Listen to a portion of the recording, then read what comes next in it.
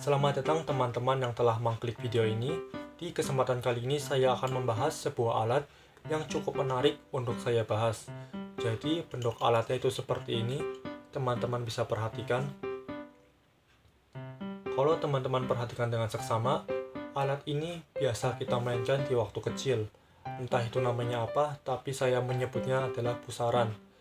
Jadi saya gunakan alat ini untuk memisahkan sampel darah atau saya gunakan untuk mengetahui larutan koloid.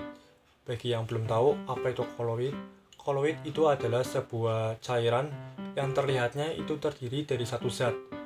Tetapi kalau kita perhatikan lebih lanjut atau lebih teliti, ternyata si cairan tersebut terdiri dari beberapa zat penyusun. Contohnya adalah darah. Darah itu termasuk koloid. Kenapa? Karena kalau kita lakukan uji sampel darah, kita kan pernah lihat tuh di internet atau dimanapun itu, si darah itu terdapat beberapa lapisan. Nah, itu yang disebut koloid. Kalau kita perhatikan, emang terdiri dari satu zat. Emang darah bentuknya seperti cairan merah biasa. Tapi kalau kita lakukan uji sampel darah, itu akan terdapat beberapa lapisan. Nah, itu yang namanya koloid. Tapi kalau teman-teman masih bingung, koloid itu contohnya adalah kopi dan susu. Kalau teman-teman diamkan kopi dan susu, itu lama-kelamaan akan terdapat endapan di bagian bawah dan juga bakal ada bagian yang mengapung. Nah, itulah yang disebut dengan koloid. Terlihat seperti cairan biasa, tapi kalau kita perhatikan dengan seksama, itu terdiri dari beberapa lapisan. Kalau masih bingung, saya akan langsung ke prakteknya saja agar teman-teman biar tahu fungsi dari alat ini.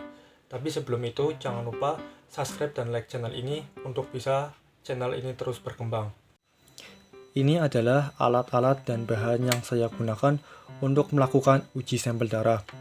Jadi di sini ada alat yang untuk mengambil sampel darah yang biasanya ada di tes gula darah. Saya gunakan ini untuk mengambil darahnya. Selanjutnya di sini ada silet, tapi siletnya tidak saya gunakan karena takut tidak higienis. Dan juga di sini saya hanya menggunakan darah yang tidak begitu banyak. Selanjutnya di sini ada tabung untuk uji sampel darahnya, yang nanti darahnya akan dimasukkan ke dalam sini. Tapi di sini ukurannya 1,5 ml. Seharusnya ukurannya itu 2 ml, tapi tidak apa-apa, nanti saya gunakan karet agar bisa menempelnya. Selanjutnya, di sini adalah kunci untuk menaruh sampel darahnya. Jadinya nanti bisa dimasukkan ke alat ini. Dan pastinya adalah alat yang digunakan untuk melakukan pemisahan koloid atau pemisahan darah. Nanti alatnya kita putar menggunakan tangan. Kita langsung saja.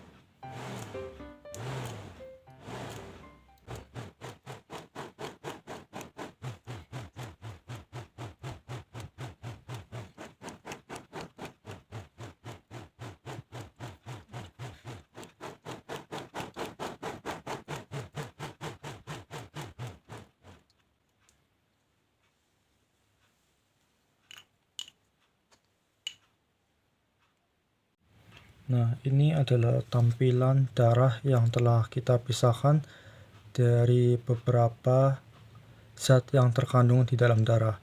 Teman-teman bisa lihat di bagian bawah sini itu terdapat sel darah merah atau sel darah putih. Dan di lapisan yang paling atas ini, teman-teman bisa lihat yang lebih cerah itu plasma darah. Sebenarnya bisa lebih cerah lagi atau lebih bening lagi, tapi karena saya hanya melakukannya beberapa menit, jadinya hasilnya kurang maksimal. Tapi kalau lebih lama lagi, itu bisa hasilnya lebih bagus lagi atau lebih jernih lagi. Teman-teman bisa lihat ya di sini bahwa alat ini bisa untuk memisahkan sampel darah atau zat koloid.